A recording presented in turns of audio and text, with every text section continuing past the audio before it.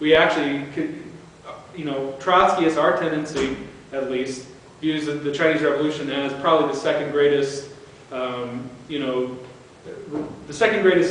achievement in human history next to the Russian Revolution, despite all of the distortions and deformities of its leadership and what eventually ended up happening in the country.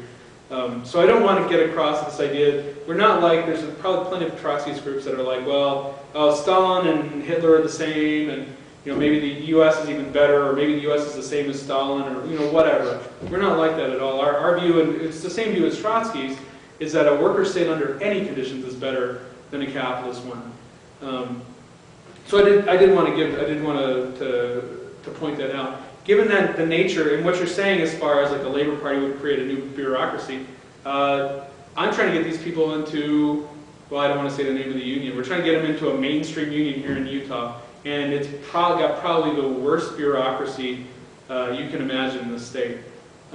But nevertheless, we're trying to do it because it's an elementary stage, to moving beyond that.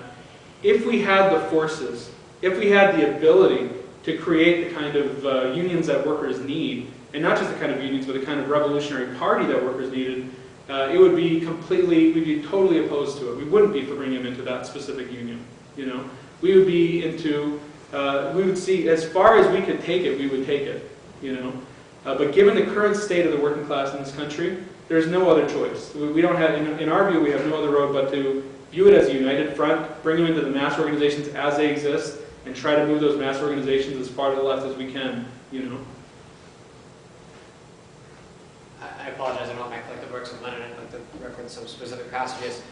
But I mean, at this point of just getting them in a union qua union's sake, right, this sort of notion of trade union struggles, do you think there's a point at which these become a vehicle for raising class consciousness, as well as taking like the sort of workers that organize their own places and bring them into a party organization proper to disseminate more revolution? I mean, Lenin, there's a couple lines, right? He says, one specifically, we're not trade union secretaries, we're a tribunal of people. But also there's a passage where he says, he's quoting somebody and he's saying, okay, how is it such that we determine the tasks? Right? How should we interpret that statement? Is it the case that they sort of just tell us what to do? When we go there, we sort of observe what their conditions are. It's almost a sort of notion of the mass line, right? From the masses to the masses, where the masses sort of, hey, we have these problems. As the vanguard, to come up with the solutions and then lead them into those solutions. So do you see that as what you're doing with this sort of union struggles, or do you think it's just trade union struggles? No, that's something very specific I wanted to bring up. We have a lot of differences with a lot of Trotskyist groups because a lot of them, in our view, do precisely what you're saying Lenin said not to do, which is become trade unionists, just trade unionists. They become trade unionists that happen to be socialists or are secretly socialist, or are, well, I mean, the reality is that you can call yourself a socialist all you want. I think John Sweeney was a member of the Democratic Socialists or something. Definitely not a supporter of John Sweeney. And the previous AFL-CIO president before Trumka was the current one. So yeah, that's the thing. We're not. That's one very big distinction. In fact, there's been a lot of issues with people that have left our organization over that.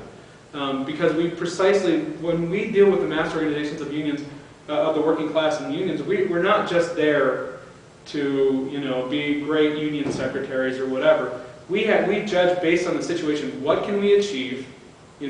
How can this advance socialism? And how much of a base among my coworkers do I actually have? Am I creating? Is this just some part of? Am I just at a union meeting and some union boss just think, oh, here's an active guy, let's get him in there, that's very possible. The reality is that's going to lead, regardless of what you say, of who you are or what your political orientation is, down the road of doing what the bureaucrats want you to do. We feel that it's very strongly about the fact that, and this is why we function differently. When we run for union positions, we do it for specific reasons. We attempt to build socialism with it. We try to bring people into the movement, into the IMT and into the broader labor movement, and we have specific goals in mind. We never try and just overload one comrade with all the union work, because that's another way people get totally burnt out and leave. The key thing is that we always have to have a firm grasp on what we're doing and what our base is. You know, what are we actually accomplishing and what are we trying to do? So that's one thing. We never run for union posts out of the blue just because, you know, whatever. It may as well get in the union, you know, ever. We are precisely what I would say. We're not trade unionists. We're socialists, you know.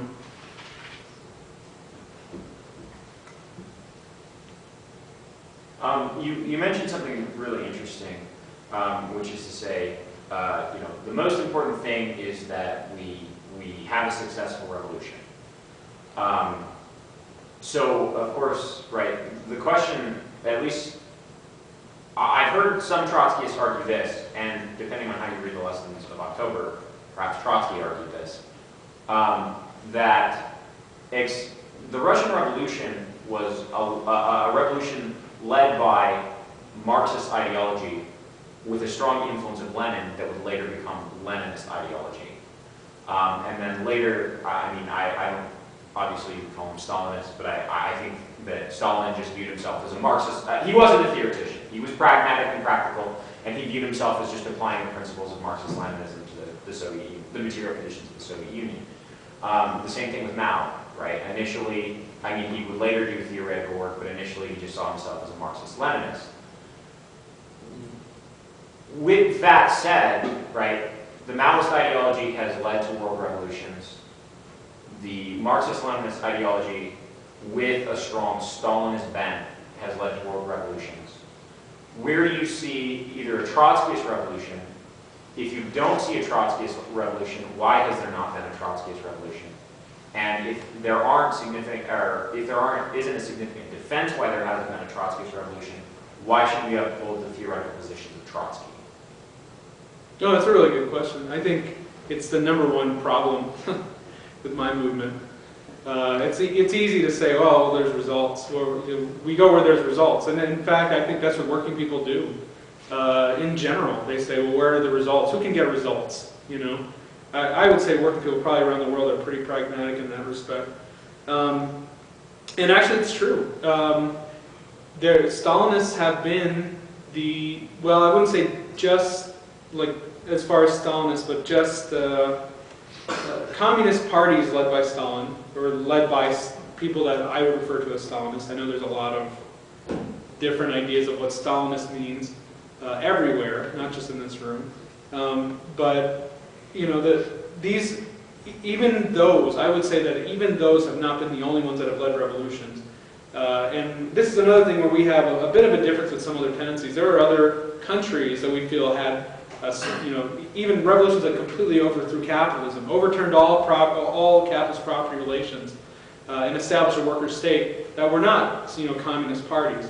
For example, in Ethiopia, for example, in Burma, which was led by really one of the most brutal, you know, regimes in history, but it was still, you know, they overthrew capitalism for whatever, you know, however horrible it was. They still did it. They still overthrew it.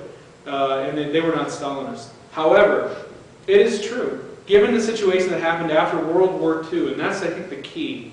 I don't think if you could look at the world before World War II and think that Stalinists were the only revolutionary tendency. If anything, they were, you know, there's, if you look at the Spanish Civil War, there's I'm sure there's a billion interpretations in this room about the Spanish Civil War.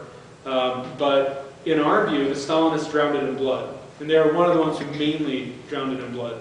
And not just Trotskyists, but pretty much every tendency. They even led it to the right of a capitalist government where it was at. I would say that for every revolution the Stalinists led in a backward country, and when I say backward, I don't mean that pejoratively, but in a productive way, like a country that's not as developed. For every country they led a revolution in a backward country, they drowned fight in blood. And I think that's the key issue here, is they're fine. They were fine with leading revolutions, or not even leading, but passively accepting many times, or not overtly overthrowing revolutions in countries they knew they could control because they were so poor. But in advanced capitalist countries, it was country after country that they in our view, decimated the revolutionary movement and led to a counter-revolution. particularly in Western Europe, where it was the most important, mainly as, again, foreign policy, fears of their own perks and privileges, fears of pissing off the imperialists in these countries, fears of, in our opinion, a genuine socialist revolution throwing them out. So I guess my view is that while it's true Trotskyists have never led a revolution, it's because of the bizarre world situation that emerged after World War II, with these two main powers existing side by side, because of nuclear weapons, a whole host of reasons. The masses looking to the Stalinists because they were able to survive World War II.